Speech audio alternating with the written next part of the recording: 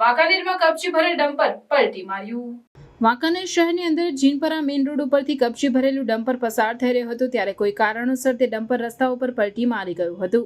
સદનસીબે ત્યારે કોઈ વ્યક્તિ ત્યાં હાજર ન હોવાથી કોઈ જીવલેણ અકસ્માત સર્જાયો નથી। જો કે એક સાયકલ અને બાઇક કપચી નીચે દબાઈ ગયા હોવાની માહિતી સ્થાનિક લોકો પાસેથી જાણવા મળી રહી છે। શહેરમાં વાહનોની પ્રવેશબંધી હોવા છતાં પણ 8:15 વાગ્યાના અરસામાં ડમ્પર વાંકાનેર શહેરમાં કેવી રીતે આવ્યું તે સૌથી મોટો પ્રશ્ન છે।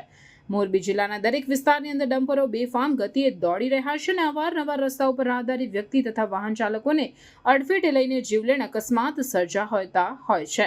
તેમાં શંકાને કોઈ સ્થાન નથી। તેવામાં શહેરી વિસ્તારની અંદર કોઈ અકસ્માત કે દુર્ઘટના ડમ્પર કે ભારે વાહનના કારણે ન સર્જાય તે માટે થઈને સવારના 9 થી રાતના 9 સુધી ભારે વાહનોની પ્રવેશબંધીનું જાહેરનામું પ્રસિદ્ધ કરવામાં આવે છે, પરંતુ તેની અમલવારી ચુસ્તપણે કરાવવામાં આવતી નથી, જેથી કરીને દિવસ દરમિયાન ભારે વાહનો શહેરી વિસ્તારમાં પ્રવેશતા હોય તેવું જોવા મળતું હોય છે। તેવામાં વાંકાનેરમાં આજે રાત્રિના 8:15 વાગ્યાના અરસામાં ડમ્પર ચાલક કપચી ભરીને નીકળ્યો અને તેનું ડમ્પર રસ્તા ઉપર પલટી મારી ગયું।